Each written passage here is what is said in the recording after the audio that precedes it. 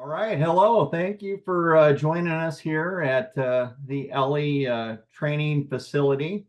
Today we have Mike Gambino of Gambino Landscape Lighting, who's a longtime friend of mine, colleague. We've done a lot of work together over the years, and in particularly on Frank B. Nightingale, who that's our subject today. We're going to talk about the history of Frank, or at least a little bit about it, and then also to consider what's just happened over the past 2 months here after the fires that burnt down his original homesteaded property. And Mike and I were lucky enough over the past couple weeks, we got down there to the site in Altadena, California, and we were able to visit it and document things and collect some historical items that we'll show you. And it was such a sad thing to see. I know Mike, I know both of us, we were kind of like in awe and shock of just seeing the damages that took place, and the history lost. It's really a shame. So as I said, this topic today is going to be about Frank B. Nightingale, and it's part of our legacy series / mentor discussion series. We just feel that it's very important that the history and content on Nightingale is preserved. So we wanted to talk a little bit about that. So Mike, let me ask you a quick question before we get going on the slides here. How did you first find out about Nightingale, and when was that? I think the first I'd ever heard of Nightingale was at a nightscaping. One of the events that we had that was I think it was in Turks and Caicos, Oh, which is going wow. way back, Yeah. over 20 years ago, probably 25 years ago. Somebody, one of the, one of the participants, it was a small group of, I think, maybe 30, 35 high-end contractors who you had to reach a minimum purchase level to be invited. And they had this on a yearly basis for, I don't know, 3 or 4 or 5 years. And they would pay for us to, except for our flight arrangements, they'd pay to have us come to a nice tropical island every year and meet up and network and exchange ideas. It was actually the year, and it was the only year that Bill Loughlin himself came. So that may have been, I think It it was was the '01, Bahamas. wasn't it? 2001? I don't remember the year, but it was, yeah, it would have been about 24 years ago. It was Yeah. the Bahamas. I know that for sure. That was the only one that he was at. Somebody asked about Nightingale, and I thought the Wow. response was, I had known a little bit about him beforehand, but I thought the response from Lachlan was kind of odd. He said, "Oh, yeah, Nightingale Conan, they're great sales and marketing books," and he said, "No, I mean Frank B. Nightingale, the inventor of garden lighting." And Lachlan wouldn't acknowledge the question. He didn't answer it, and he pretty much just went on, changed the subject. He didn't want to talk on it. Wow. Yeah, so I thought that was kind of odd. So then after that, I started to do my own research. I had heard his name, and I knew that he existed, but I didn't know much about him. And then that sort of piqued my interest, and I really got more involved with finding out who he was and what he did. And yeah, because it was all very secretive. Wasn't something that Bill Auckland was very Protective, maybe? well. He had sort of he was very egomaniacal. I guess we all are, and he, I guess, didn't want to share the spotlight, so to speak, with a predecessor, which was kind of a shame because there was no competition there. Obviously, Nightingale was deceased, and his company Kim Lighting was mostly selling, at the time at least, they weren't really a competitor in the low voltage field. They were mostly line voltage and mostly fixtures that were made for commercial purposes and so forth. So maybe that had something to do with it, that he didn't want to tie it back to Kim Lighting, which was a possible competitor, because I know he was very concerned about competition at that time. There were a lot of new companies coming in. There were people who were making transformers and making fixtures, and where he had, had the market all to himself for so many years that possibly that had something to do with it.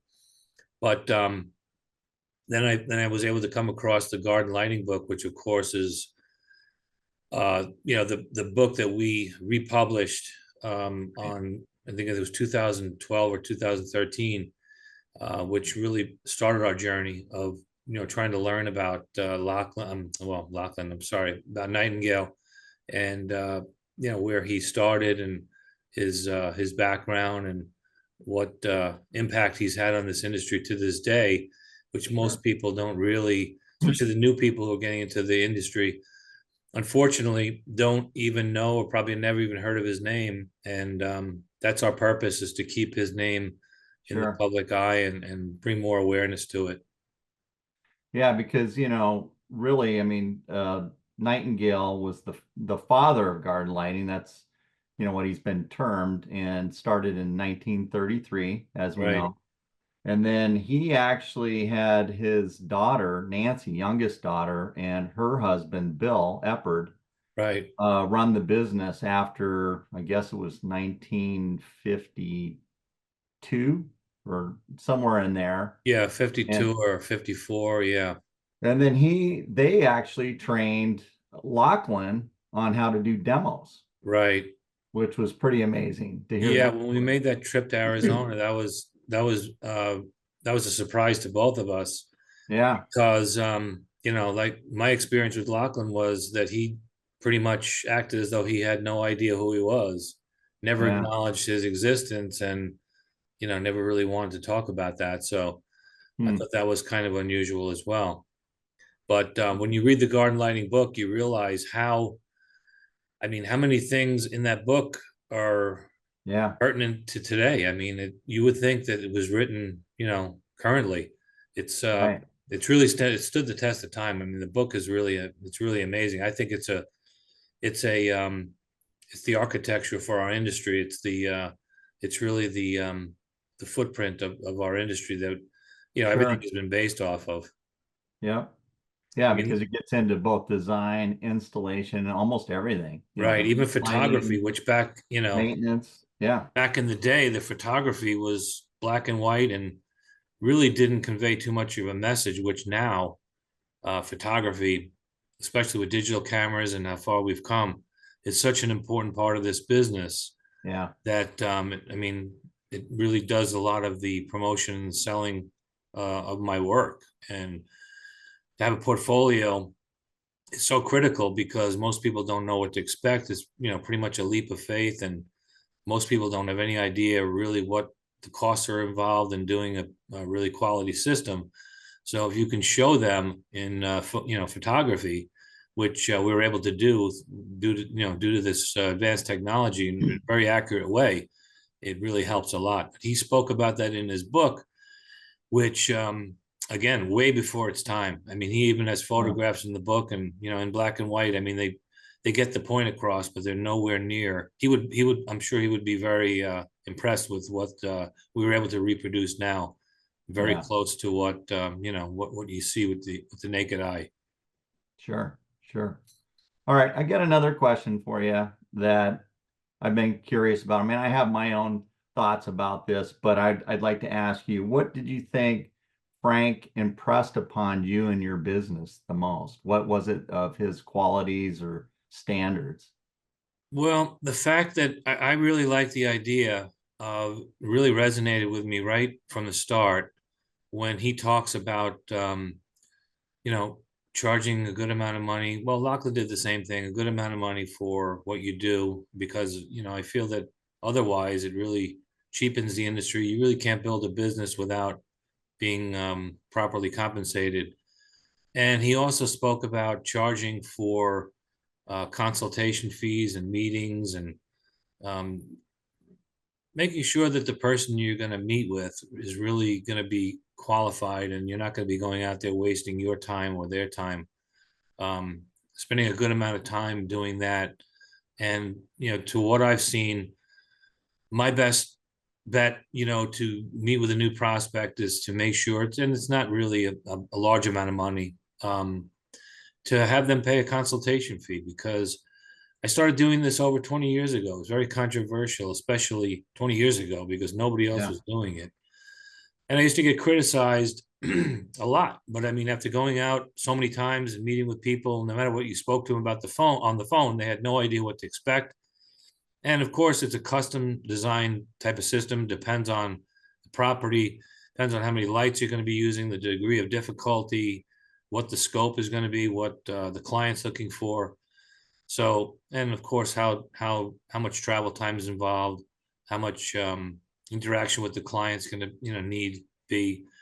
So there's so many factors involved in putting together a price. It's not something you can accurately do sitting at your desk. Even today, I don't really think it's possible to look at photographs or even discuss with somebody over the phone. Because we're doing such very large areas. I mean, if you're building a pond and somebody says, okay, I want the pond right off my patio and I want it to be filling this space. Okay, well, you figure you've done this 100 times already, you can give a pretty accurate cost.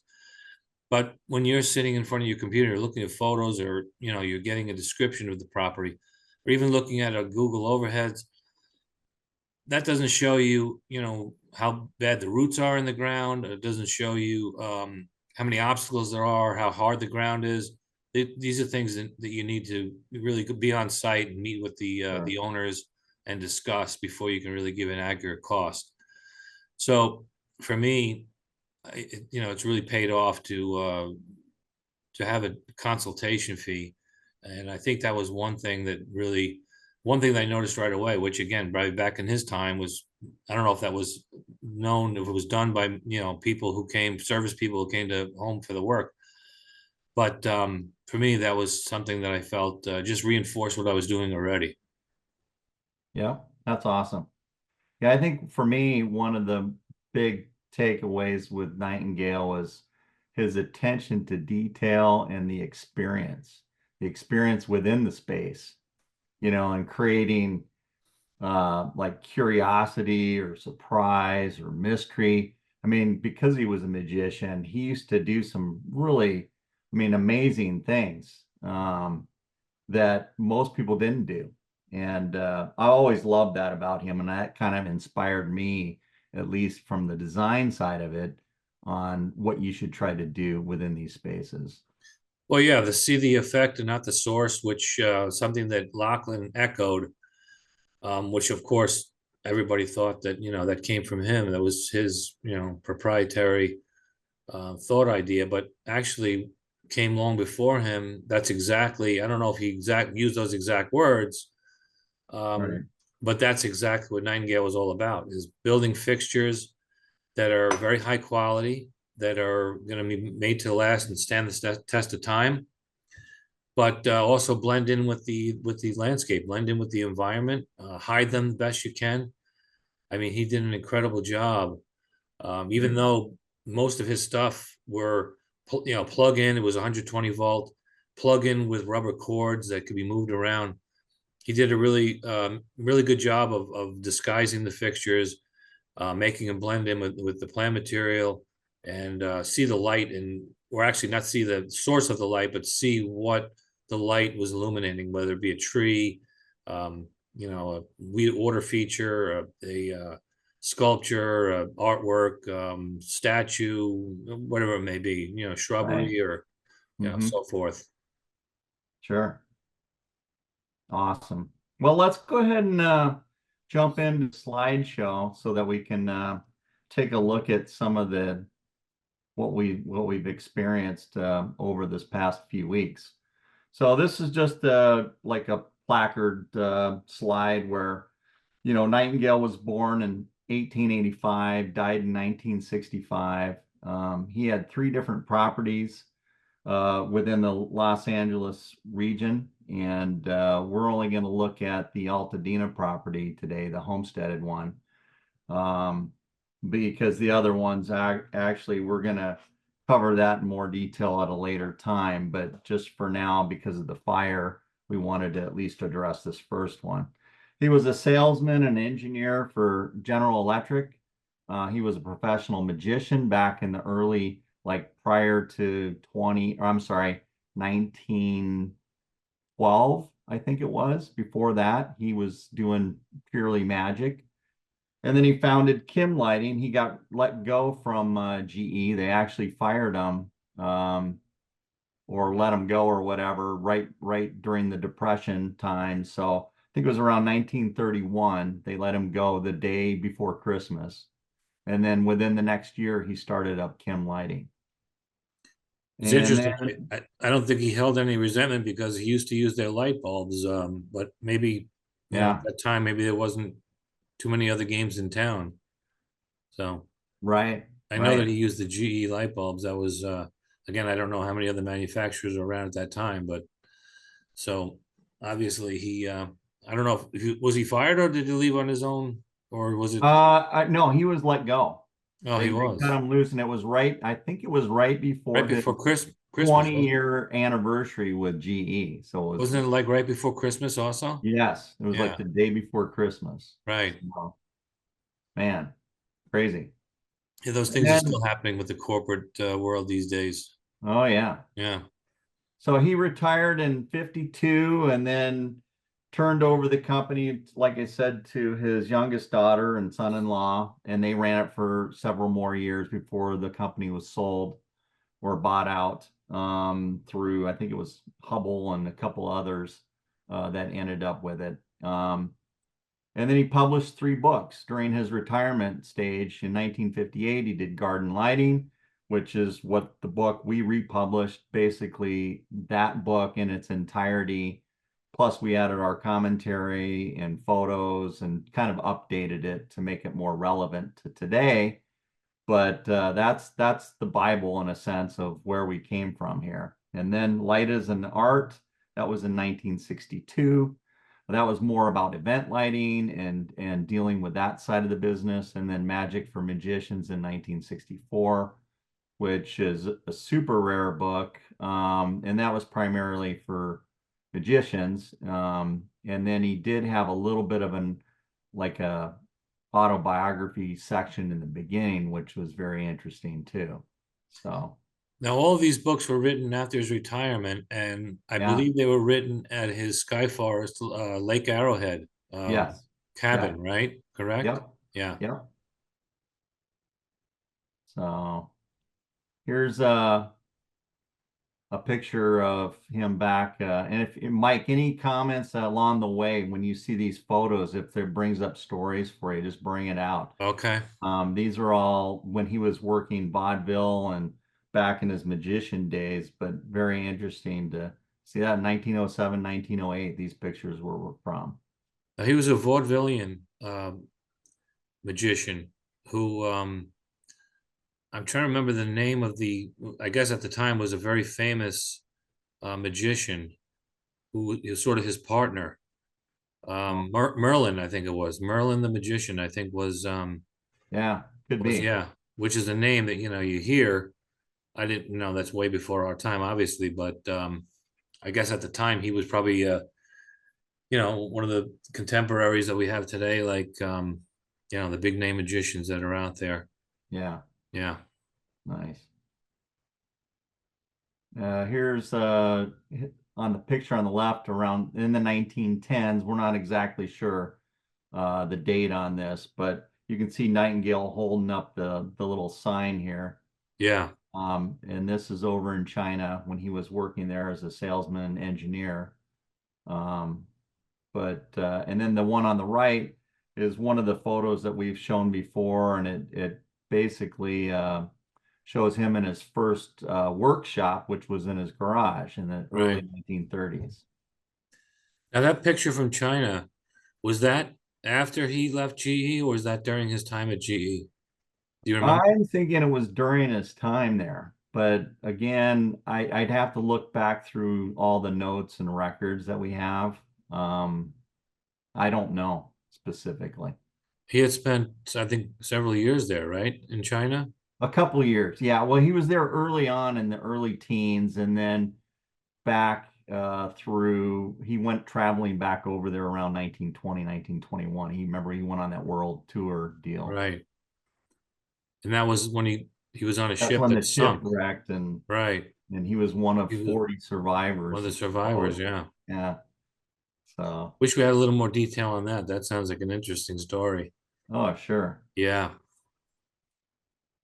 Wonder if we could find out Here, what the ship was and what the yeah. what the exact story was on that. Yeah, I've got some notes on that. I'll just have to dig all that up again. It's been a Yeah. while. I Wonder if mean, there's what? anything on a Google search that would shed any more light on that. That sounds like an interesting story. Oh, yeah. So the picture on the left here is Nightingale with his wife, Leona. And I don't know if this was out in their back upper terrace patio, Looks like it possibly. maybe. Yeah, it looks like it. Well, there's a brick patio there, so maybe brick walkway there, so maybe not, but Yeah. it's Yeah, that's interesting that hard to say. photo. Um, That solves that's a question I get often is how do I light when there's umbrellas I get this often mhm.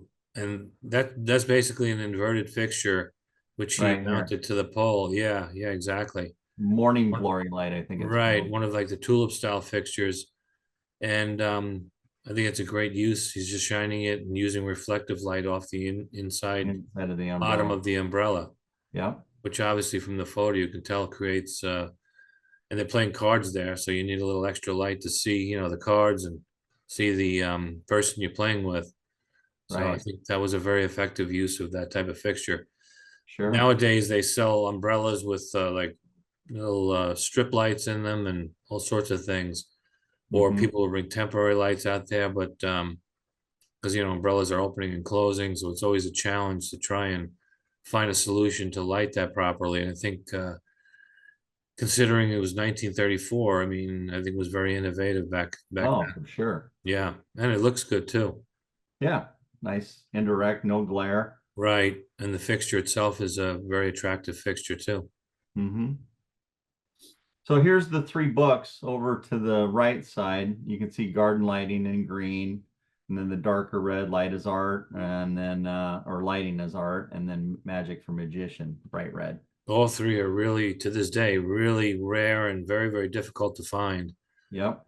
And yeah, the magic for magicians. I think there was one recently available, and it's just somebody wants a king's ransom for it. It's all damaged. The cover is falling off of it, but I haven't Wow. seen any of these recently. I constantly look in the marketplace and and do searches for them, and they're very, very hard to find. Original ones, And now there's Yep. somebody who's actually just have you seen that there's somebody who's reprinting, like doing print on demand? I mean, it's not an original book. Oh, Um, they're doing print on demand of all three of these books. oh, So great. yeah, it's and they're putting it in a leather binder or whatever. But again, it's not original. I guess if you want to look at, just for information purposes, I guess it's okay. But you have to you Hmm. have to read down to see that that's exactly what they're doing. They don't when they advertise it doesn't exactly say that that's what it is, but when you read down further in the copy of the sales promotion for it, you find out that's what it is. They just reprinting somehow they got Yeah. a copy or the freehanded typed it all out and are just reprinting it and put it in a leather binder. Wow. Interesting. Okay. Well, so here's again, I wanted to show our republication as compared to the original one. Just it's quite a bit bigger. I mean, this reference here of the book's like I don't know, what is it, like a 5 by 9? The original garden lighting, Yeah, yeah, it's a and then small book. Yeah, ours is like an 8.5 by 11 or 12, something like that. right. So. And we've got And a lot of like color I said, we photos in there. captured most of the content out of the original book to try to, and the reason why we did it was not anywhere close to trying to get rich on anything like this, but strictly to preserve history. Because when you republish like this, I mean, at least it will protect it for another 100 years, and that's Yeah, it's important. just to make it available to more people and to Yep. also, make it hopefully more people to see it and because in my opinion it's the definitive Bible of this industry. and Yeah. it's just as much accurate today as it was, when it was originally printed in 58. Yep. And what me and Mark did was we added our own commentary. We sort of some of the things we brought up to today's standards, and just we made comments on how we felt about a lot of things that he said, or tried to some of the words. I mean, the wording they used back in the day was a lot different than what they use now, and we tried to put our spin on the interpretation of some of the things that were said. Uh, Yep. Trying to figure out what he really meant by some of the things that he said. But it's almost like that old. It was a trying to remember the name of the show. I think it was on one of the. It wasn't MTV. It was on another channel. They used to have pop-up video. I think it was called a pop-up. Do you remember that? Yeah, kind of. Where they used to do, where they would interpret like what the song meant or that type of thing. And this is sort of like that. It's just a fun way of just enhancing what was originally written back in 58. And I think we really did a good job on this. Just Yeah. put a lot of work into well, Sure. Mark did all the editing on it, but we both put a lot of work into, putting it all together, and Yeah. several trips, to meet with people and speak to people who knew or worked for Nightingale. And the interesting thing about this book is once we published it, we had a bunch of people contact us by email who knew the family or knew him, and we were able to pick up a bunch of interesting stories Yeah. as a result of publishing this book. Yeah. So Pretty good. that was a really good thing that came out of this experience. And the Sure. book is still available. We have Mhm. copies of it, so contact us if you're interested. Definitely. So here's a an old, like one of Nightingale's first brochures, the Kim brochure, and it was a trifold. As you can see, the one on the left is the outside, and then the one on the right is basically the inside of it.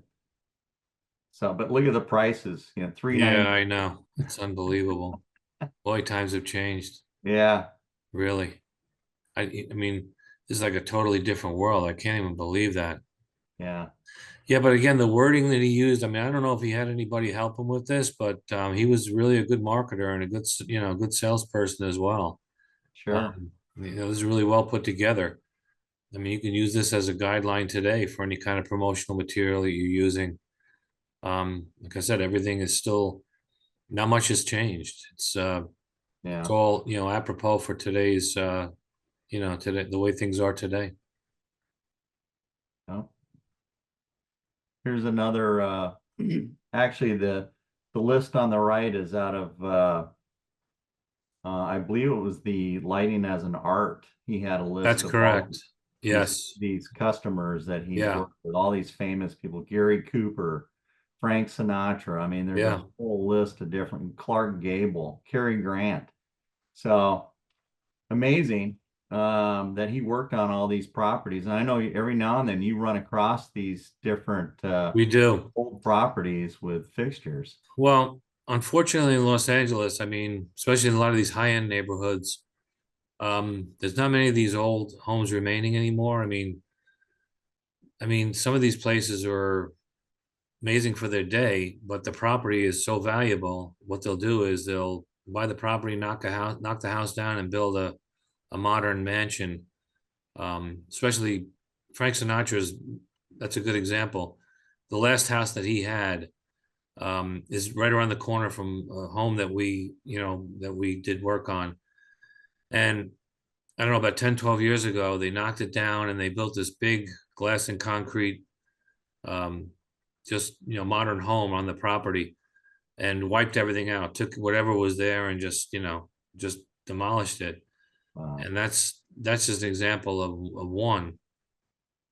And I'm sure on this list here, there's a number of them. I'm sure very few of these, unless they were, unless they qualified to be a historical property, very few of these people, or very few of these homes, at least.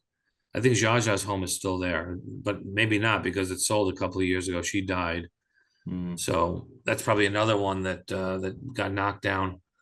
Um, but occasionally we come across some of the fixtures, and it just amazes me how well they've held up. I mean, it's wherever I've been able to salvage them, people really don't have much value for them. They don't really know the history behind them. So I've been able to collect a good amount of them and preserve them. But it's just amazing the condition they're in. I mean, I've put together my fictional line based on the same type of durability and functionality. And again, to see them in the condition that they're in, the finishes, unless that gardeners have hit them with clipping machines or shears, they're in amazing condition. They're really in good shape. They've held up, and brass, copper, and materials that are used like that are the only ones that you want to put in the garden, and that's what he used. Yeah, So nice. it's a good example to all of us. Yeah. And then the picture to the left is one that's pretty common. That's the Star Palau, the original one that Frank built, and you can see him Made up out of wood, yeah. on the ladder there against the telephone pole, and that was the one of the beacons on the hillside above Altadena that people can see for miles. Not only did that burn down, but also the telephone pole burned down too. Yeah, Yeah. yeah, it's all gone. And then he rebuilt it, and he made it out of steel. And then, of course, just recently they had it rebuilt again.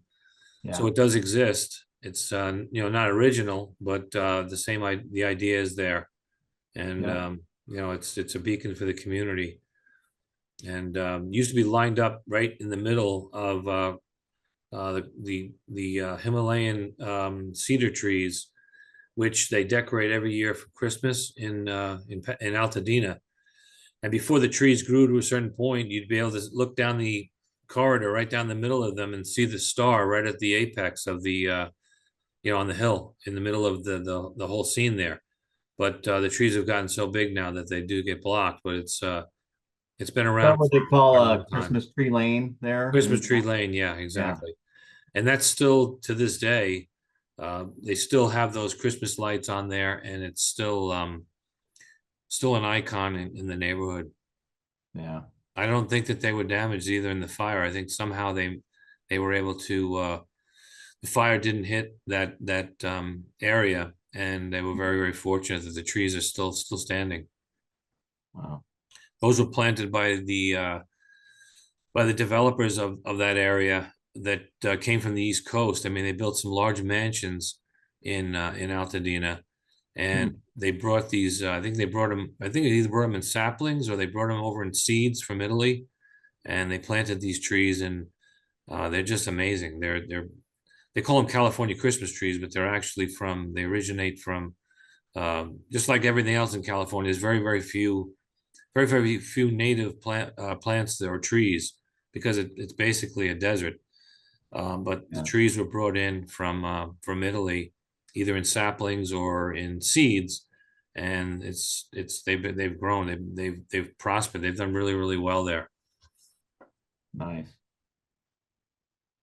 So this was another marketing piece that Nightingale did, a message to garden lovers, and it was like 7 or 8 pages, I think.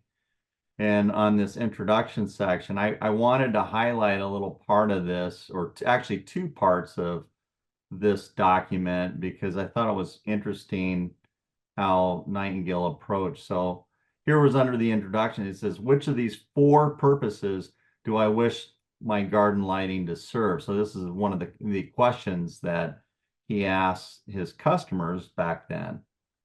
And then of the four, the first one deals with, outdoor living rooms, making these spaces, how do you want to illuminate these particular areas of the garden? And I thought the insight he had back then, where you're dealing with like a public use type setting or a space where you have gatherings, for socialization and such, he focused on that. Another one was activities like recreational areas.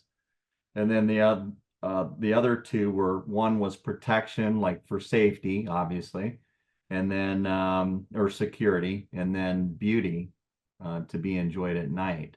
So he was, like I said, he was way ahead of his time back in those early days on how he put all this together. Well, this is the framework that Lachlan built nightscaping on.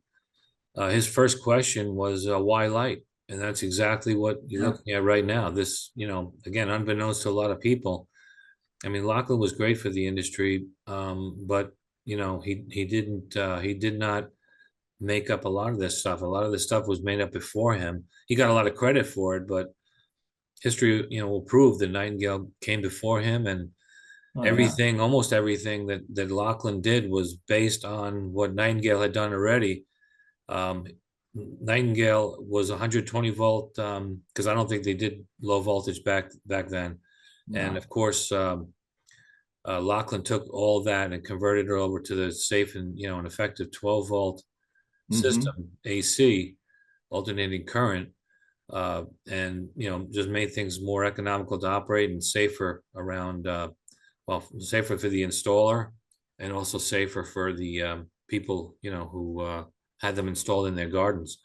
But Sure. this right here just shows. I mean, it's safety, security, beauty. Those were the three selling points that Lorraine Nightscaping um, always stressed, and this is the framework for that right here. Yeah. And then here was another one. And he talked about colored light because this is kind of a big topic, Yeah, obviously, right now with all the different theatrical lighting and holiday lighting, permanent holiday lighting, all the stuff that's going on. I just thought that this was interesting to see his thoughts on this. He's, colored light is not generally used, nor is it recommended for large gardens. Oops, let me shrink this. I can't read it. Garden areas, as it has a tendency to distort natural beauty. Color, however, is often desirable when illuminating some small art object. Chosen with good taste, the object appears to be a rare jewel in this setting. So I don't know. I thought that was pretty interesting. He had those feelings back in those early days. Um, I what's your mean, thoughts on color and such, Mike?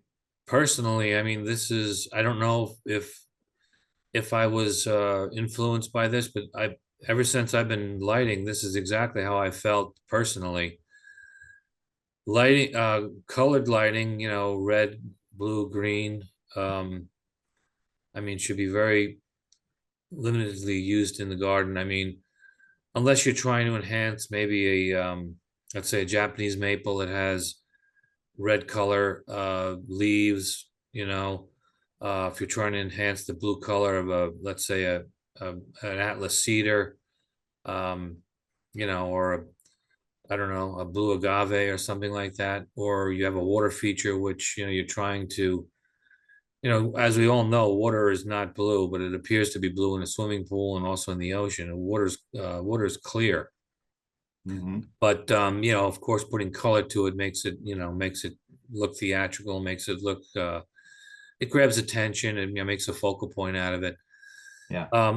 I've just never been for using it any other way. To this day, I mean, now it's becoming very, very popular, and I think it's just being way overused. And when I look at a lot of these photos of green buildings or especially mixed colors, I mean, to me, it's almost like it's like fingernails on a chalkboard. I mean, Yeah. it's just not my personal taste. I don't Yeah. like it. I'm not putting it down. I mean, look, whatever the client. I always said that a job is a project is successful when the client loves what you did. Um, so, and I guess tastes change over time.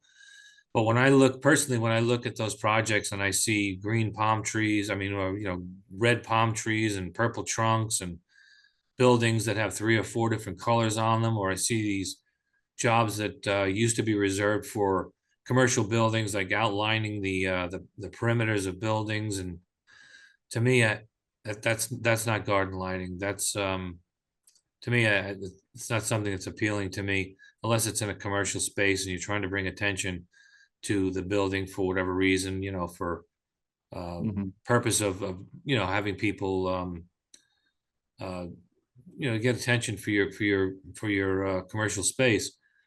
But in a residential property, and again, it's starting to become very popular. I just don't agree with it. I've never had anybody ask me for it, and I guess maybe because after looking at my website, they realize that's not what I do. But there's a lot of it going out there, a lot of it going up, and not something I'm interested in getting involved with. Not at at this point at least. What Yeah. do you think about that, Mark? Well, yeah, I agree. Totally agree. I'm the same way. I like little touches of color here and there to make a certain impact or um, whatever the case may be, depending on the Yeah, setting. But I think the other thing that was really important to note, and I know I've mentioned this before, is that, right now it may be acceptable. Everybody's excited about using color, but I because think it's trendy. Yeah, we're going to see a backlash on that, is my guess, when you start seeing HOAs and codes, or ordinances coming out about people using these displays, because it's not just in your own little private backyard. They've got it around the whole house, and now you're right. impacting neighbors. And it just now I think personally it lowers the value of homes, when you see this mixed use and craziness. But I Well, think it's going to I be just down the think road. I think it looks gaudy, and I think it's a trendy thing, and I just don't think it's going to stand the test of time. I mean, really don't. Yeah. I mean, the colors they are able to achieve with LED. I mean, the saturated colors are Yeah, it's pretty impressive. impressive. Yeah. Yeah, but what I like to do is I like to bring out the true color of what's there. So, given I very rarely use anything above 4,000 K in Kelvin set rating on an LED. Mostly 27 or 3,000 is what Yeah. I'm going to be using. Yeah. But I have, found great success with enhancing blues with 4,000 K or even grays from olive trees, blues and blue color plants um, could really make them stand out. But Yeah. that's the color of the light is a shade of off white. It's not a blue color that's coming out of the lamp. So Hmm. that's a big distinction between RGB colored lighting and just variances in color in the LED, which is uh, which is basically a off color of Sure. white and amber colored light. Yeah. Well, let's move forward here. This is a picture of or pictures. On the left is Nancy, the youngest daughter of Frank.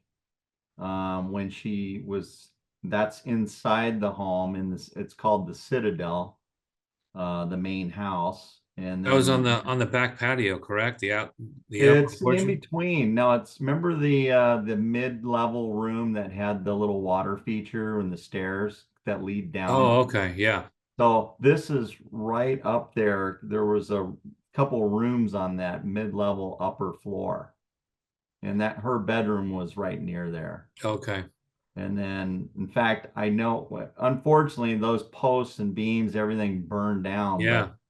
But yeah. on the post there, from what I had heard, I don't know if Dr. Elkins told us of this, but was that she had inscribed a couple like height marks, like as she Oh, grew, wow, or they did as a family. That was, very interesting. yeah, We were able to we have two of those exact fixtures there that yeah, are on the over on the wall, right side of that. Yeah. yeah, But they were also on the outside patio too, which is one level up from that where she's standing. And yeah, we have the fixtures. yeah. One That's of them right. was really difficult to get off. I had a hard time getting it off. I had to break the lamp inside of it. I had to take the insert out because there was one way to get it off. There was one screw without damaging the whole thing. And it Yeah, took me almost a half an hour to get it off the wall, but I was able to. good So deal. we were able to salvage that. And the picture on the right here is, there's Nancy with Bill. And this was when Mike and I made a trip to see them in Arizona. Arizona. And Yeah. they were in their mid 80s, I think, then, maybe early 80s. Do you remember how old they were? Probably I would say early 80s. Yeah. That would be my best Oh, guess. Yeah.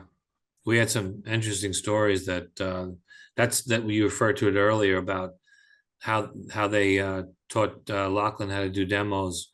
Yeah. So I thought that was interesting. And then another number of other stories came out of how I remember him telling us about how they did the interior of the Flamingo Hotel. And remember how they used that pink lamp that they had because it was very complementary to the complexion of Oh the yeah, the players rose that they used color. over the Yeah. yeah over the tables that they had. They came up with a very, I guess it was a pink type of light bulb that they used, which they used inside the casino over the players, over the gaming tables, which also made the felt, I guess, on the table, come alive, and but also the complexion of the people looked really good under it. So I thought Yeah. that was a memorable story Sure. that Bill told us.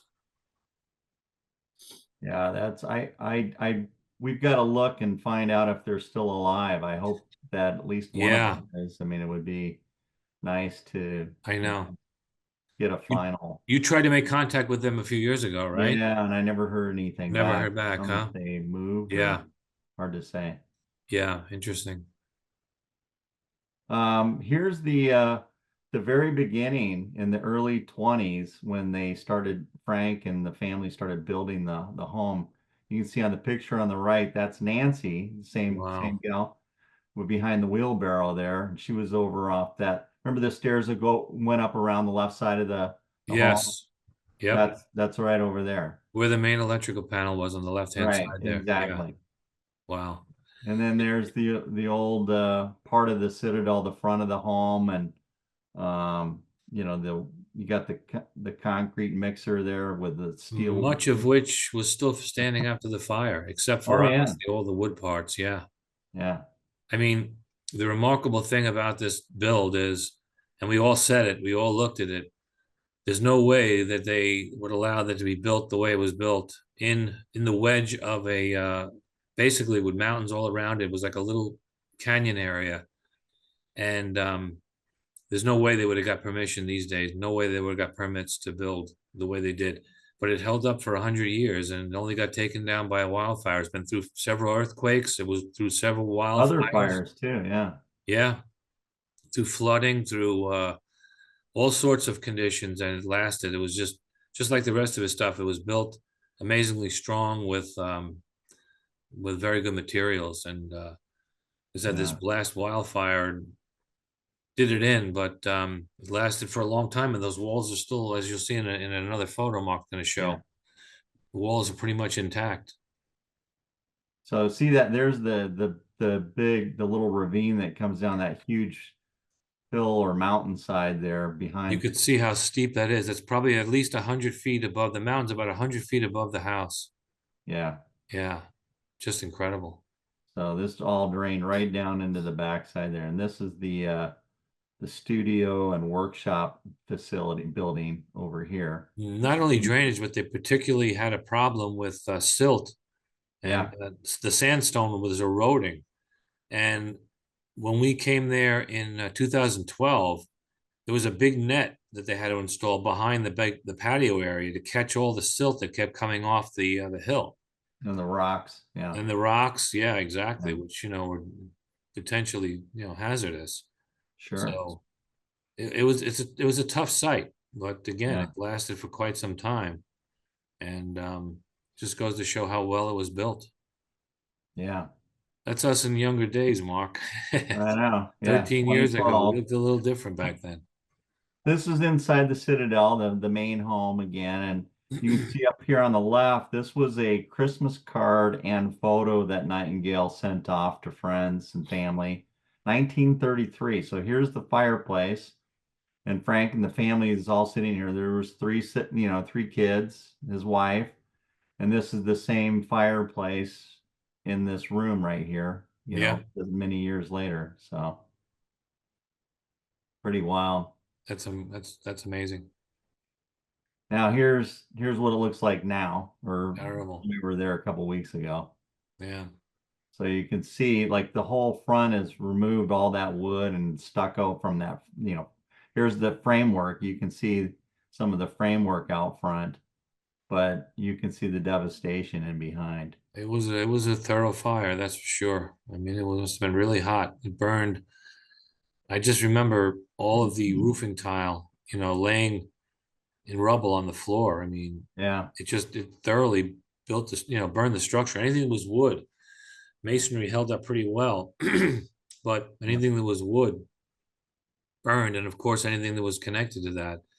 But you can see the structural steel that he had in there, which I think that's what made the house last so long. I mean, he had some big I beams in there, and thing was built really well. I mean, yeah, can't fault him for building a home that, I mean, lasted 100 years. And again, only an event like this could have taken it down, and unfortunately, that's what happened. yeah. Here's another angle, another view. Yeah, look at the wreckage. Yeah, I mean, even the steel beams bent some. That's how hot the fire got. You could see on the left side of the picture all the electrical piping yeah, draping all up that. in here. Yeah, yeah, unbelievable. I mean, the Yeah, devastation, it was just so sad to see. I mean, just thorough.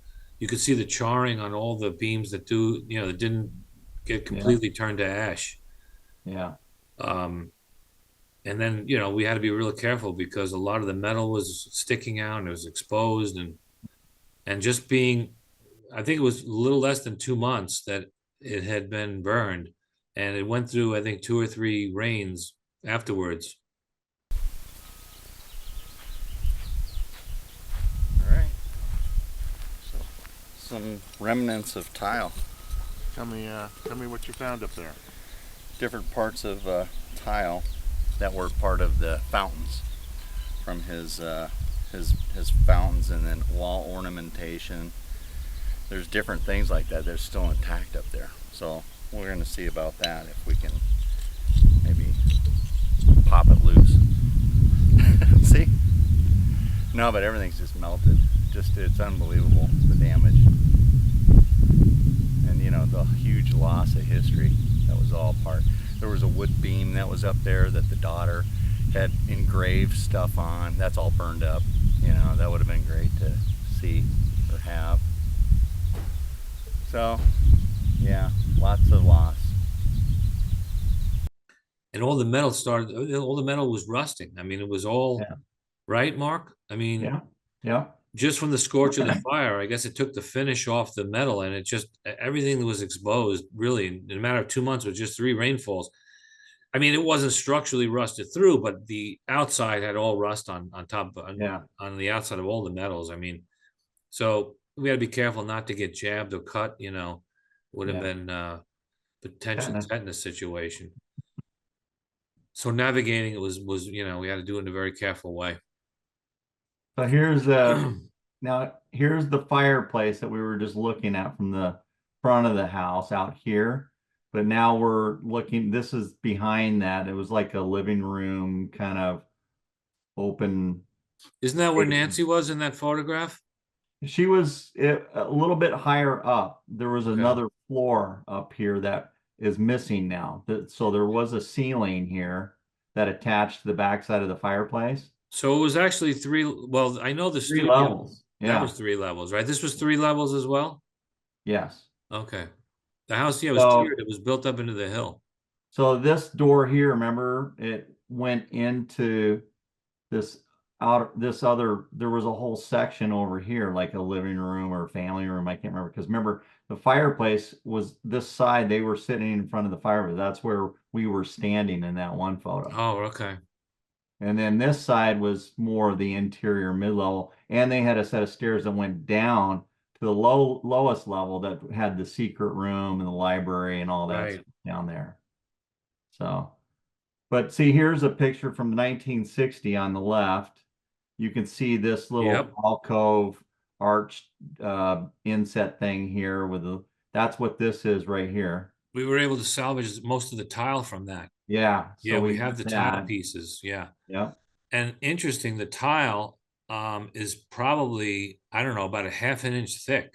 I mean, did you notice that, Mark? Yeah. I How think thick the those tile was? tiles were probably from China when he was over there. I think he brought several Yeah, they were very, from a different age. I mean, they were much thicker than you'd find tile of modern day, Mm-hmm. today.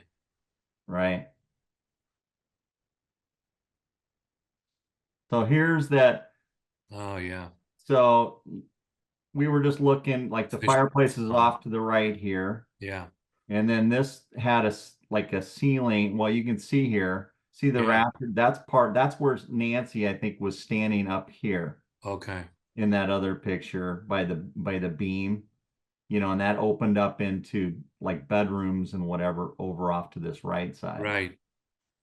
And these stairs come down here, and this was like a mid-level. He had that little water feature in here, and that's what this is. This was from 2012 when we were visiting. See the Right. Chinese lantern glowing there, and And there's those were all made by Nightingale. All yeah, the hinges for the house, the wrought iron hinges, which all we have a lot of them. We were able to salvage a lot of them. yeah, Lighting fixtures, everything was custom made for this house. I mean, one of a kind pieces. yeah, I didn't notice those tiles. I didn't notice. I think right those here. were missing. Yeah, those tiles were not. Because I'm looking. Yeah, I I remember might seeing have them. gotten one or two of those. I'll have to look. Okay. Yeah, I didn't notice. I didn't notice those being there. Yeah, I mean, it was so hard because, as you can see, look at the floor. There was a um, major mudslide once yeah, the first rain came after the house was burned down, and you could see all the silt and sand there and the mud, which was yeah. It's probably filled about up 2 to 3. to like Yeah, in this some areas basement. like 4 feet thick. Yeah, So a lot of the stuff was covered. Unfortunately, I don't even know what was underneath there. We weren't about to go and dig 4 feet. yeah. But yeah, a lot of it was covered with stuff that came off the mountain after the first rain, after the wildfire. See this right in here, Mike, the little Yeah. circle? That was that Chinese tile that I'm sure Nightingale All brought right, that you took off the wall the there. Yeah. green. It was like a little green dragon Right. set. I pulled that off. That's what you have for Right. as part of the collection. So Mike and I, again, we've collected a lot of these pieces because we do want to find a way to show these historical pieces or preserves one day, maybe in a museum setting or something. But again, I hate to see the loss here and these memories. Yeah. So here, here's downstairs. Yep. And the other door. Remember those stairs that came down this back area? There was like a little crucifix or cross That was window here. glass, and it was broken. And then here's this little hidden door. This is what we're looking at here on the right. When Mike and I were there, you could push this. It was built back in the Prohibition days or before that, and he used to store his liquor and whatever else, emergency food supplies down in this. It was like what, 5 by 10 foot uh, Yeah, pretty type much. room, and you can see that's the door. That door is about 6 inches thick of wood, Yeah, and I was able to cut it down from the hinges, but we couldn't get it out. I mean, yeah. it must have weighed, I'm gonna guesstimate, probably between 500 and 700 pounds. I mean, it's amazing That how was we a engineered beast. this door, because you had to push it in and then push it on the track so it cleared, so the Madonna fresco on the outside wasn't damaged. So Yeah. imagine pushing the door in and then pushing it to the right. It took a lot of effort just to do that. And the door itself was just amazingly heavy. We were able to Yeah. get the frame. We were able to take the frame out around it. We have that. Yeah. But Mark has the Madonna It's all in pieces because yeah. I tried to chisel all that out, and it was so fragile. It You ended up worked on that for breaking up quite a into, while. Yeah, you were but very I have a determined.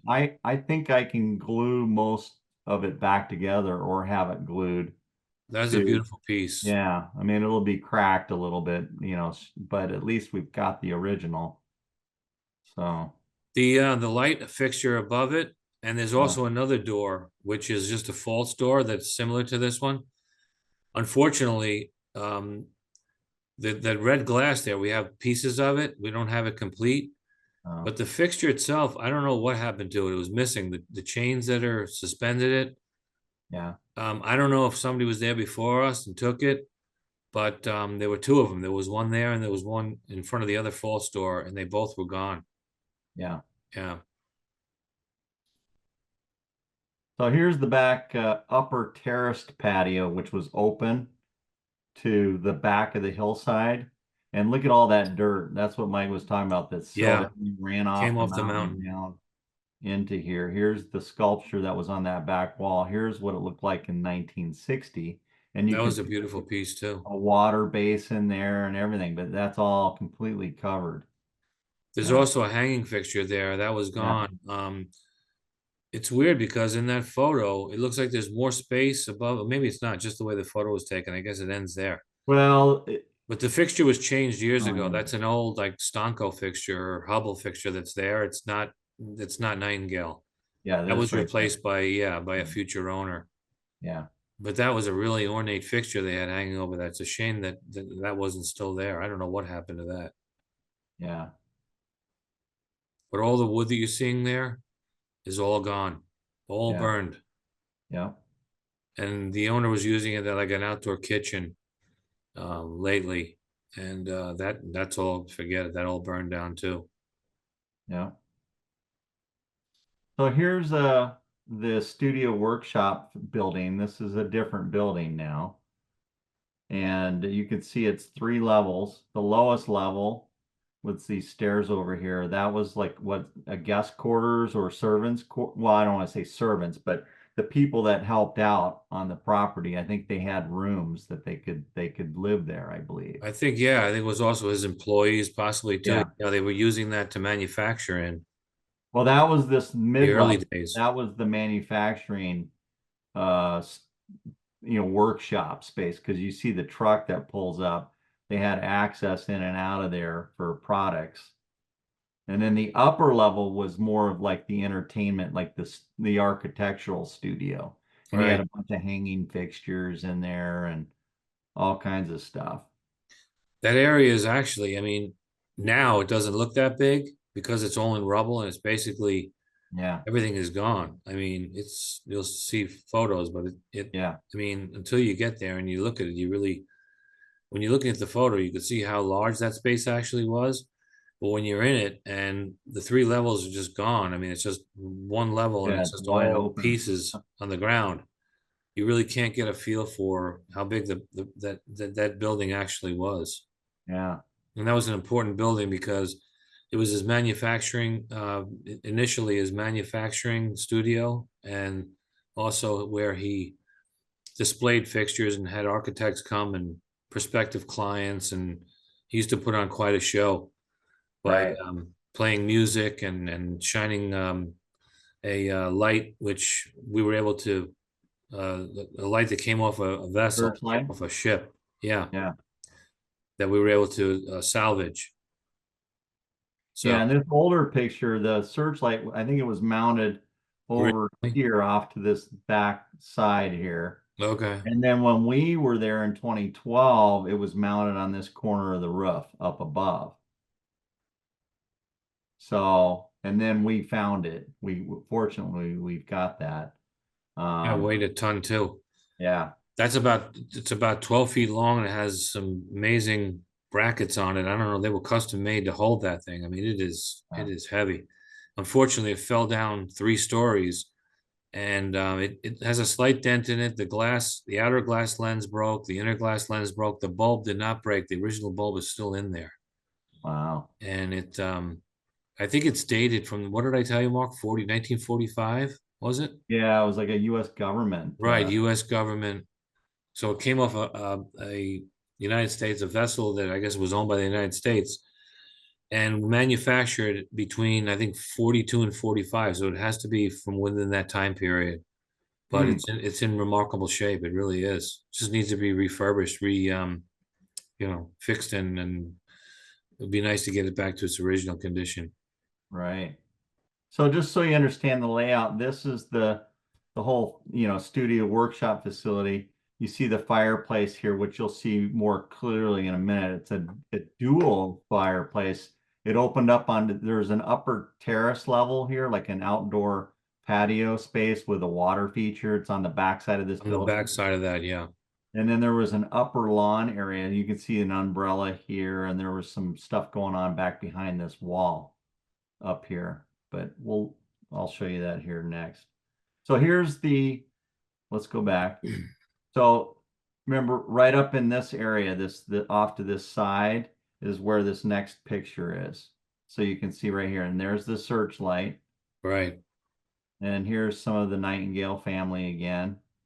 Again, you can see how big it was. I mean, again, when you're there in the space and everything is down on the floor, you couldn't even get an idea how big that building actually was. Yeah. Yeah.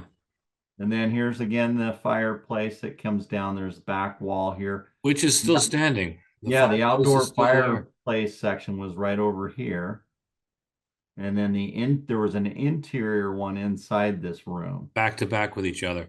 And then look here, here's your little rent house, or remember the It's a birdhouse light, yeah. birdhouse light? fixture. Yeah. That came down. That unfortunately part of that was missing. The Yeah. pole's still there. And I But, kicked myself because we didn't yeah, I didn't bring an extension ladder with me, and I would have liked to have gotten that piece. I mean, it was in very bad condition. When we were there in 2012, it was actually almost fully intact. As a matter of fact, Mark had a great picture of it, and he has it Yeah. featured on the Frank B. Nightingale website.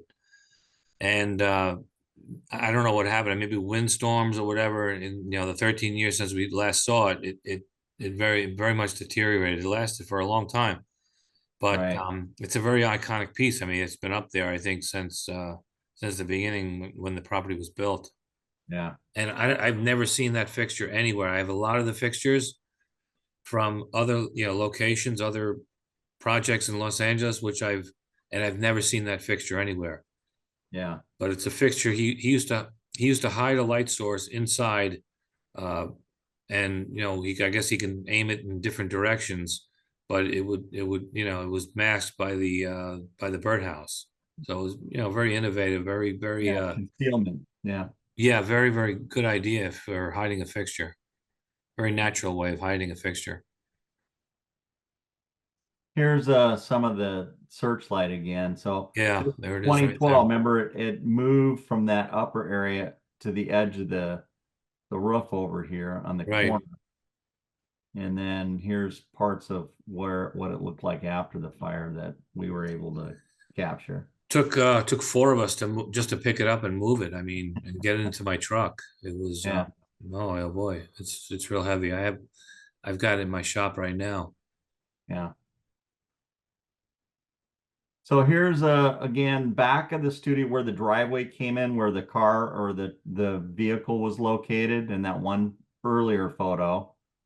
Okay, so this is like the mid-level. Here's the upper level. That's And the then upper driveway. There's three driveways. There's one that goes to the main house. There's one that goes to this building right here on the right, and then there's a lower driveway. So there's like three driveways. right. Yeah.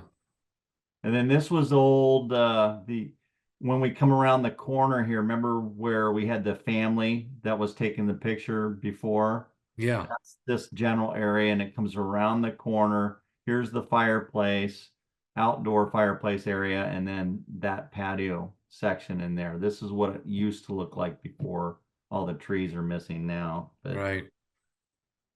yeah. So here we go. So here's the fireplace again. Yeah. Remember all the decking that wrapped around on two It's all levels gone. there? It's all gone. It's all gone. Here's part of the wall down on the lowest level. And then that's And you can see the on top of the fireplace that you can see the birdhouse fixture, yeah, which is just remnants of it, but the framework for it. would have Yeah. loved to have gotten that, but unfortunately. And there's the Star Palau way up Yeah. there on top of the hill. That was unscathed. That was untouched by the fire. Yeah. Here's another angle of this lower area. What a And shame. I mean, Yeah. really so terrible. here's the inside. This was inside the upper studio room. the fireplace, and there's a photo of that coming up, I believe, where it shows them sitting in front of this one too. That was the holiday photo that they had. Yeah. Yeah, Yeah, I think it was 1942. I have a picture. Let's see if that was there on it is. a postcard that they sent out. Well, this is inside that upper studio room. And you can see, the brick, it was painted white, I guess.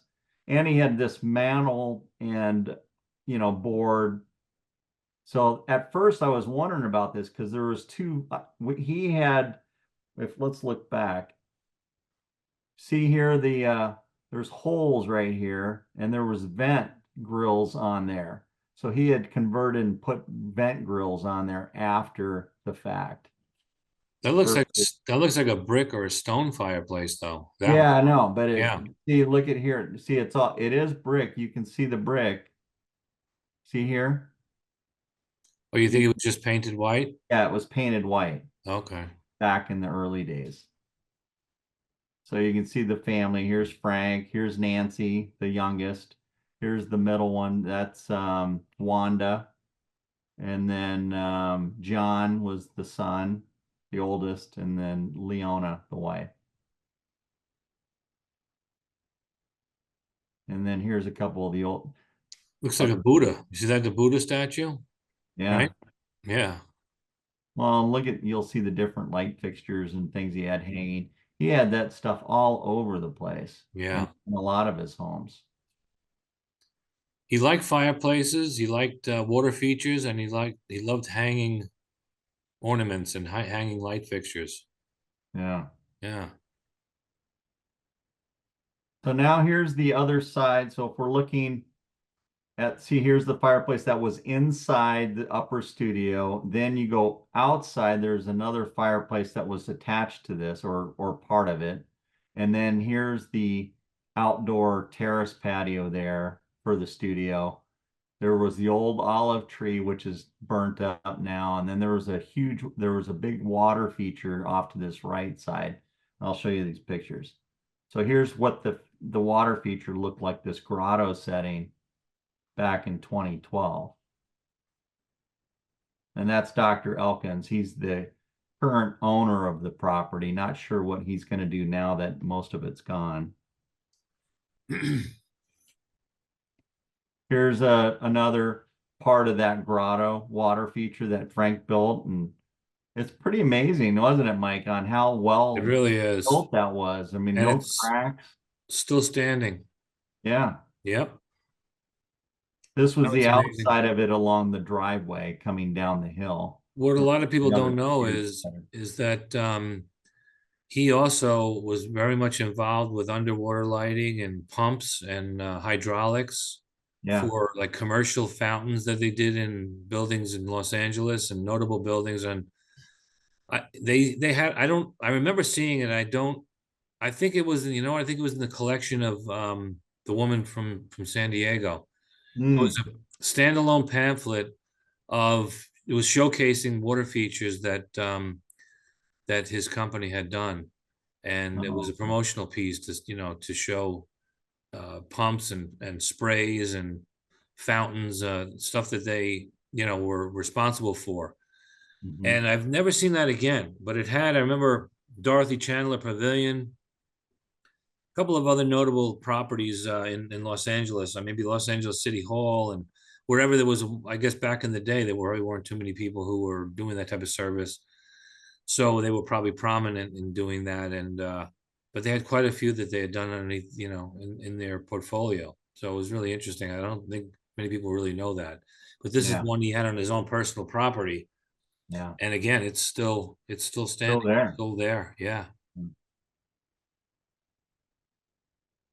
Here's behind that up at the top of the water feature. You can see like there's a little bubbling thing here that would spill down and then it dropped down into that lower patio area. Right. And he had this separate little basin pool, which is here. This is what it looks like now after everything burned up. And what he did, that upper area there where the water bubbles out and then cascades down.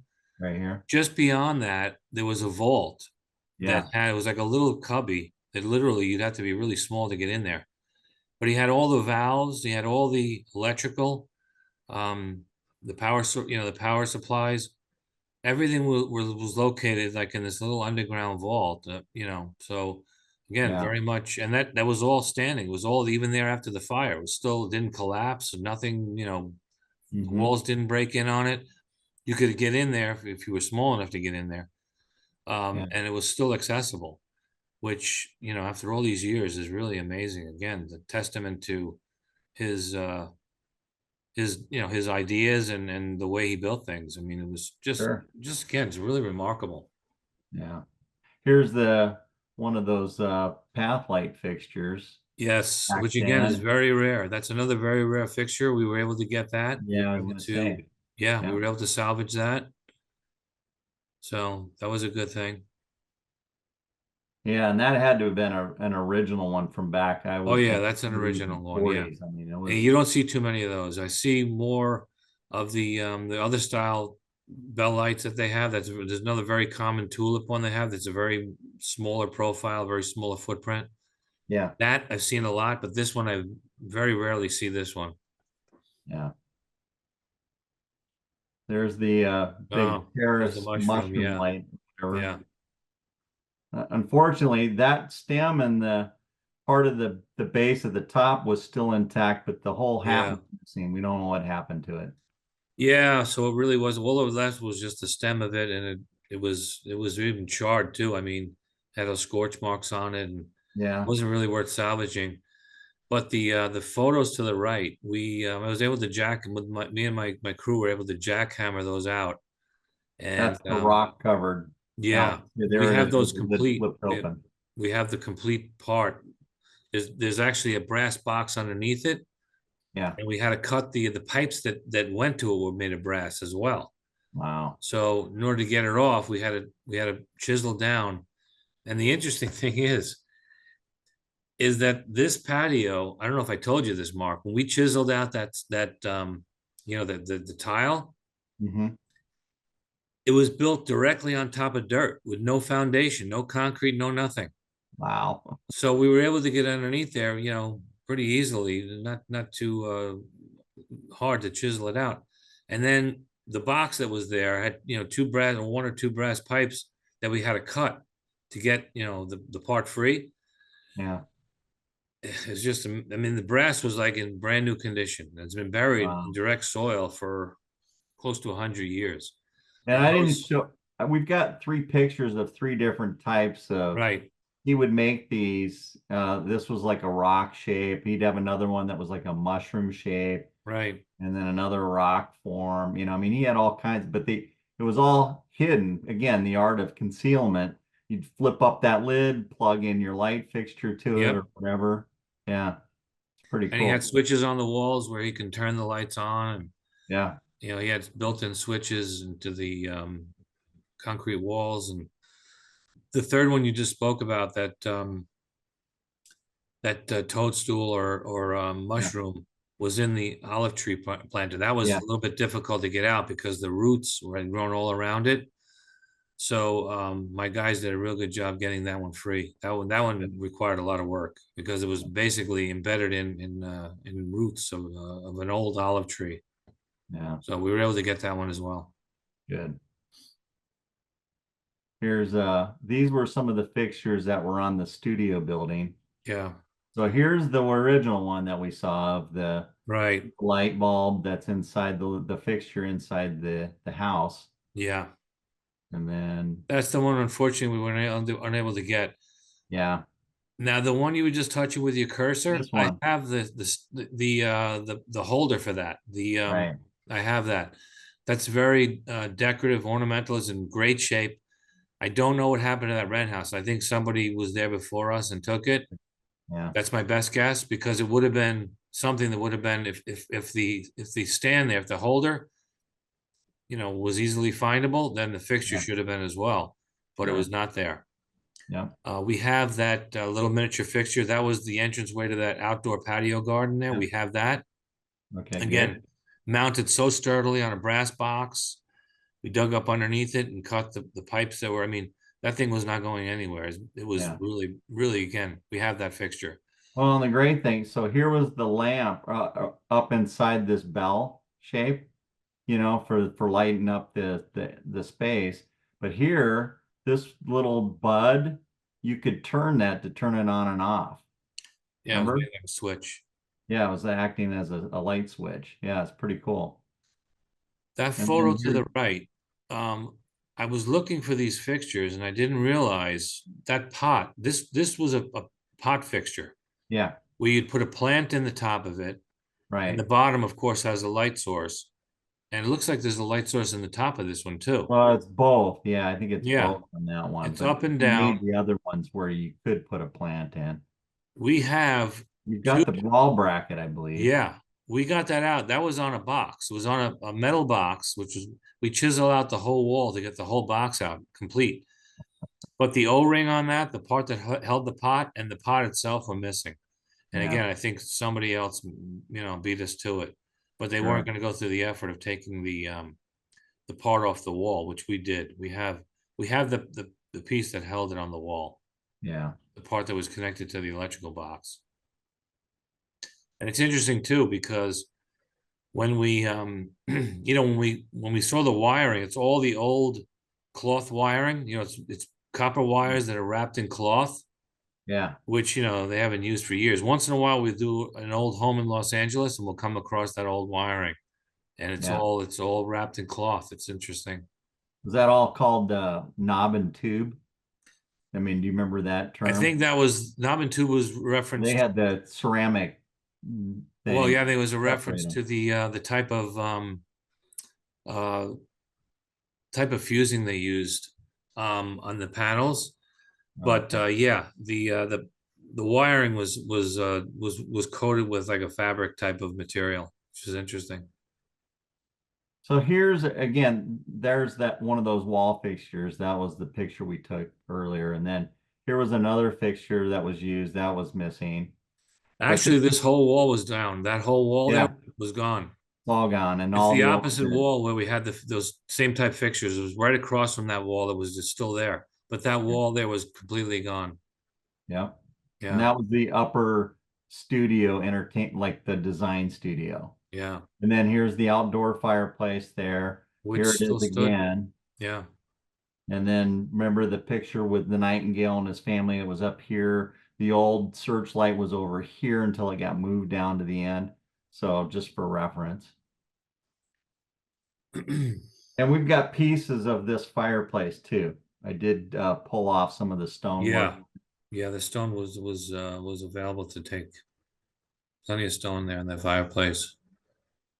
Now that was most of the property or the buildings that we looked at. Now obviously there was a lot more, but that's a good chunk. Now we wanted to at least talk a little bit about one of Nightingale's cabins. He built two cabins before he built the Citadel, the home. This one was called Palawu, which was on this property up in the hills back behind. And this was originally this picture here, which was awesome. We were able to get this. This is Helen Keller, and then Frank dressed up as Peter Pan. It's interesting. He was a little bit heavier in that photo. You Yeah, notice that? Yeah. yeah. And he spent like a whole weekend, It was a um, whole week. or part of a week, yeah, Yeah. with He her documented and in his several diary. her friends, out there, and it was like just a great time. But this was back in 1918. Here's the Wow. cabin that we're going to Built show her. precariously, yeah, on top of the hill there. Yeah. And then this was like a little greeting thing. You could see the outline of the cabin from the image here. But After seeing where this was, I mean, I don't even see how they got building materials to it, where oh, the I access know. road was. I mean, it's just Well, unbelievable. and you remember the hike to get up. I mean, we went up several hundred feet in elevation up this Yeah, mountainside. right. And to hike that on a daily basis back and forth to go out to this cabin site. I can't even imagine how they built Yeah, this. I mean, it's like it's in the middle of two mountains. It's like yeah. it's like in a A little ravine, a wash ravine, ravine. yeah. Yeah. And it's precariously perched right on the edge of the hill, which I think you're gonna probably show another photo of the Yeah, I'm remnants. going to You'll show here. see, yeah, how close to the edge So it you can really is. see this is what it looks like now after the fire. Right. And this red circle, you can see this is the remaining concrete pad right there, which is this, Yeah. what's left of where he had the fireplace. And there's a washway that goes down here, and there was another one on the other side. So it was a little like island almost out in the middle here. And he would go out there and spend his weekends and wild animals running around all over the place. And he loved it. He was totally into nature. Pretty crazy.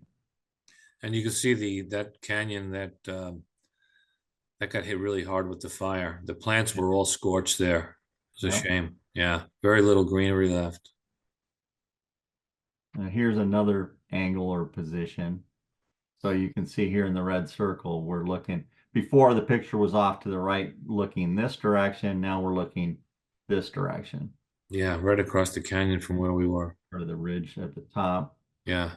I mean, you could see where are the roads? I mean, how would you even get to that? I Oh, mean, look, yeah, and look at this crazy. steepness up here. I mean, can you imagine walking this at night too, trying to get out there? Oh, forget it. I mean, it was funny because when you read the diary that he Yeah, wrote in yeah, recollection of that week that he spent with her, yeah, her and her entourage, when they got there, he said they had some trouble navigating getting to the cabin. And he passed it off as them being city folks. And I thought to myself, I mean, it's totally inaccessible. I yeah. mean, and her being, Blind. I don't even know how they even got her there. I mean, looks like you'd have to drop her down with a helicopter. I still to this day don't know how they Yeah, got there, how they get in and out of there. I mean, yeah, it's remarkable. It really is. And it doesn't look like it's changed much in in 100 years. So no. I don't know how they did it. Oh, and this is just a little compilation. I had some photos of like when we were out there. This one was when we first visited Dr. Elkins, the Star Palau. And then Look how this, much more greenery was there. You see that after the oh fire? yeah, see Nothing that's what, look there. at it. It's all barren now. Yeah, it looks like the moon now. Yeah. Bad. Here's us after we were signing books in your My workshop. shop, yeah. And then this was just our recent trip with Dr. Elkins again. I felt bad for him. Boy, we Yeah. had to help Wow. him and get up the mountain there. He was crawling. It was his 86th birthday Yeah, and that day we were I'll tell there. you what, I give him a lot of credit. That was unbelievable. I mean, that took about an hour and a half, to be honest with you. The little Yeah, I know. breaks, the breaks that we had in between were that Yeah, I'm not a mountain hiker. I mean, I work every day, 6 days a week out in the field, but that's not an easy hike to make. And no, at 86 years old, amazing. I mean, the guy was crawling on his hands and knees. Mark was holding him on yeah, one side, his son was holding him on the yeah, other, and I stood in front, like on the hill, in case he fell. We yeah, both going to go down the hill together, and he made it. I mean, I give him a lot of credit. Going down was not any easier than going up either, because that yeah, hill was so steep, yeah, and he really deserves a lot of credit for that. yeah. And then this picture, this was kind of an odd one, Sky Forest out Yeah. towards Lake Arrowhead. That's where Nightingale had his final property, his third property. And when we were there, it was like around 2017.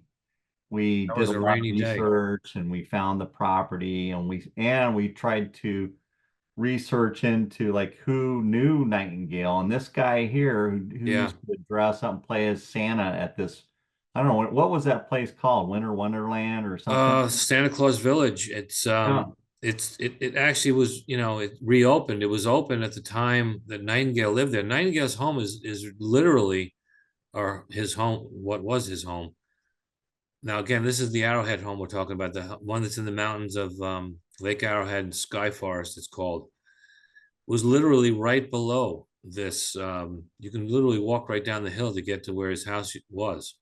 Oh, wow. So apparently he had also done the lighting, I guess, for this. It was a village that was set up, amusement park, one of the very, very first amusement parks that were ever As a matter of fact, I think this was used by Disney used to go up there, and he used this as inspiration, got ideas from it.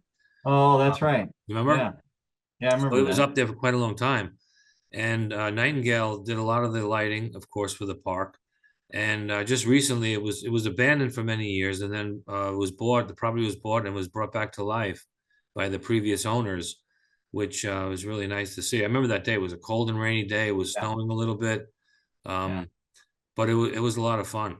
And this guy actually met Frank and did Right? some work for him at his home up there. Yeah. So, I mean, what are the odds of running into somebody like that we got Yeah. a chance to talk to, which was He really also gave cool. us a little history of the area about Yeah. I think the Hankey, I think was the name of the one of the original owners there, Oh yeah. who developed, who was one of the first people to live in that area. I think his wife was like a teacher, right, of the first school.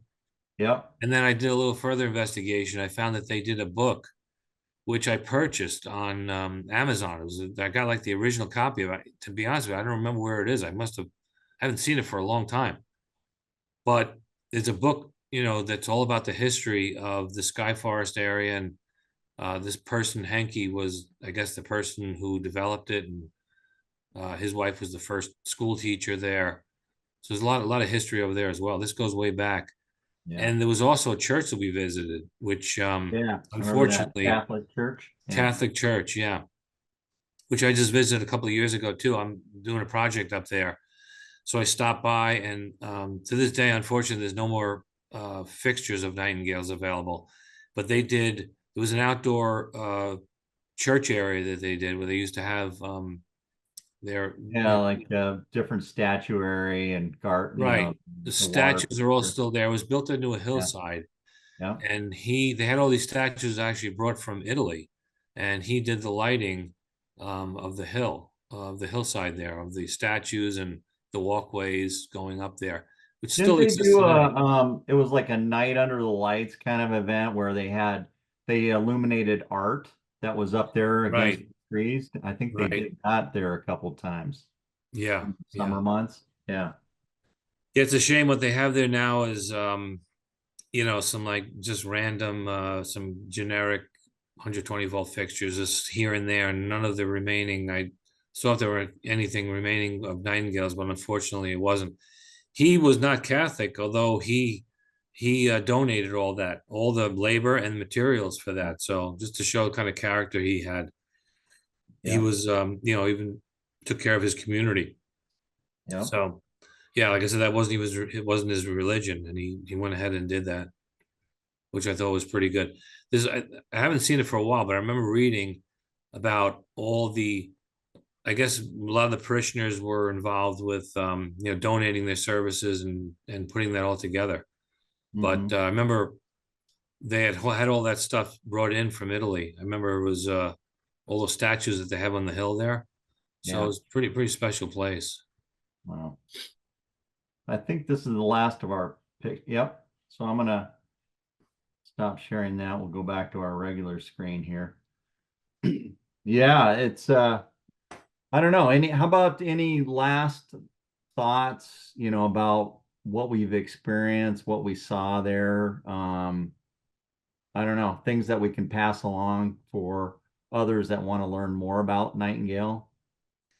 Well, I mean, I think the takeaways are, how long all of this that he built has lasted. I mean, to this day, I mean, I don't know of any jobs he did outside of Los Angeles, but I still to this day come across a lot of the material that, unfortunately, there's no dates on anything.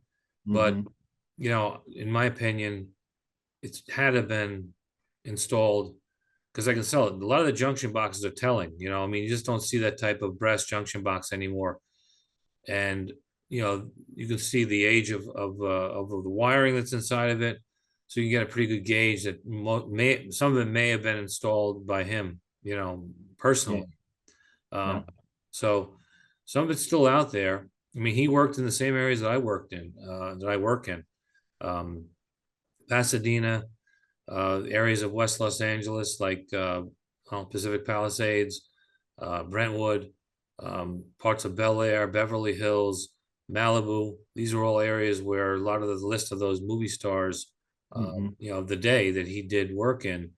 And we're, you know, these are the areas we work in the same. So, and parts of the San Fernando Valley, Studio City, Sherman Oaks, Encino.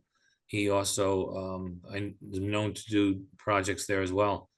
So, you know, it's just a testimony to the fact that he always built his product strong. He built his own residence strong, and it's a shame that it all burned down. And Yeah. hopefully, you know, people who are coming into this industry get an interest in what he did, and you know, who have the same type of reverence that we have for what he did, what he put together. He Yeah. basically made the guidelines, and he set the stage for a lot of the stuff that's being manufactured today. My own product is based on, you know, on principles that he established years ago, many years ago. Durable product that's made to blend in with the environment. That's, you know, organic material that stands the test of time, and it's Yeah. made, you know, thick and heavy duty enough to be sustainable, you know, and Right. to perform. So Yeah, I think what one of the big things that my takeaways with him is that he should be an inspiration for people to want to explore deeper, to want he was always pushing the edge and coming up with new innovations, new ideas. You know, that was one of his founding or core principles was innovation. yeah, that's And I true. think you know, again, and I know I've said this before. I'm not saying this just to say it, but I truly do believe. I think you, Mike, are probably the modern day Nightingale. You know, I because appreciate that. again, Yeah. all that you've done and you've given back to the community. You're innovative in all your products. You're always come up with new, higher, better standards. So I think these are principles and as a role model, as a mentor, that I think you can provide, you know, inspiration to others now today, same way. And I Well, think that's how we should look at this whole thing, this whole experience with Nightingale as inspiration. I've modeled my pretty much modeled my career after, you know, what Nightingale did. Of course, you know, he died the year after I was born. Uh, Yeah, you know, 1 year difference. I was born in '64, and he came from New York. I originally came from New York. We both came to California. I mean, there's a lot of parallels. You know, of course, I never got the opportunity to meet him. And I never really had a mentor in this business. I mean, I had a lot of people who had influenced me. I mean, I've been viewing their work and, you know, seeing what they were doing. But I'm pretty much self-taught. I mean, you know, I grew up in this industry, the school of hard knocks. You know, yeah, Lachlan was a big influence on me. He really helped me out. He believed in me, and you know, I used to use his products exclusively, probably for the first 15 years of my career. And then for the last 20, I developed my own product line, and I've been, you know, doing my own thing. yeah, But I've always used brass and copper fixtures because I just felt that, you know, putting anything else out in the field, if you want it to last, I've always sold on these principles that you put a system in and it's built to last, and it should last for the lifetime of the property, and it should be maintainable, and it should be expandable and adjustable. And you know, that's really how I build my systems, and the way I yeah, go about designing. And you know, I like to think that I've made a lot of innovations as well. I mean, there's one particular product that comes to mind that really most people don't know about in regards to Nightingale. You know, we look at all the path lights and the up lights and down lights, but I mean, he innovated, and I noticed that this type of fixture is used very sparingly, but it's used mostly on commercial properties. Do you remember that railing fixture that he had? It's a light source in the tubular oh, handrail. inside the handrail. Yeah, Yeah, which think yeah, about, I mean, back in the day, they didn't really yeah, have lamps like they have now, where they're easy to conceal. He was able to innovate that fixture where he was able to hide light sources in the handrails to downlight the steps, yeah, which, I mean, you know, you see that on commercial properties today, and it may not be, you know, something that, you know, that you think really goes a lot into it. But back in the day, they didn't have lamps like they didn't have technology like we have now. You Right. know, this is 80, 100 years ago. And Yeah. to think that he did it in a really grand, fashionable way, detailed on the handrails and detailed on the, you know, the supports of it.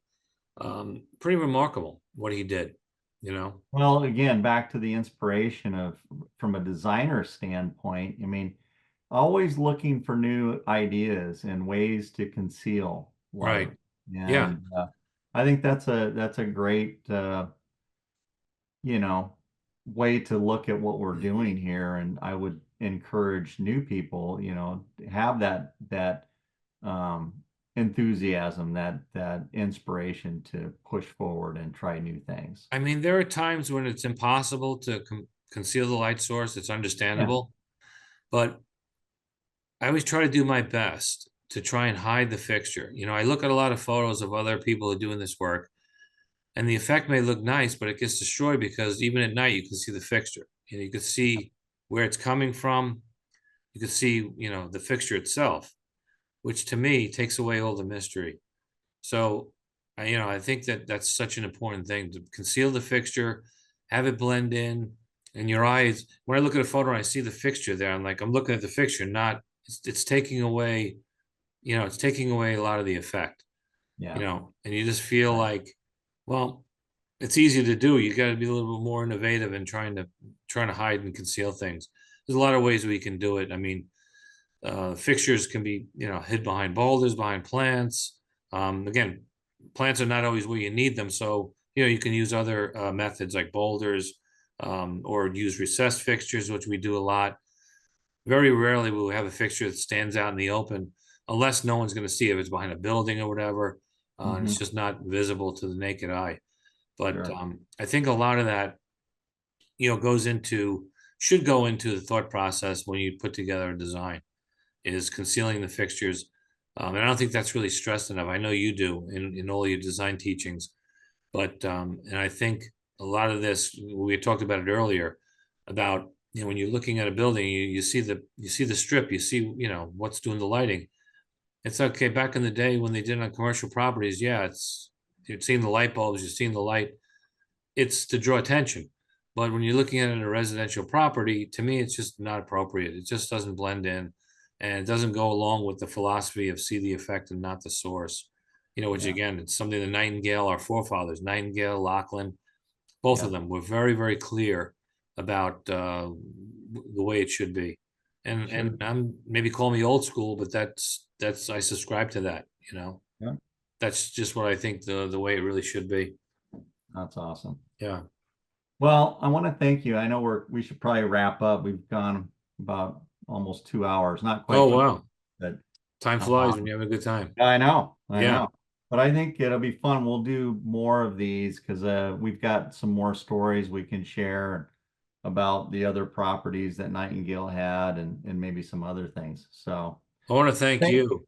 I thank mean, you for taking the time to do this, Mike. I know your schedule's hectic, so well, I we appreciate appreciate you it. because let me tell you, you did a lot of work putting this together. I mean, you're a very detailed guy, and you know, I have a lot of these photos too that I just haven't had time to put it all together. You just really put it together in a nice way, and you know, made Oh, this thank you. flow. And I hope other people get a lot out of this, and made it much easier for us to present this too, the way you put it together. I know it's a lot of work Oh, to for do sure. it, so I Well, thank really you. I appreciate appreciate it. it. No Yeah, problem. All thanks right. again. Well, we'll see you again soon. I Thanks, look Mike. forward to it. Thanks again. All right, buddy. Bye.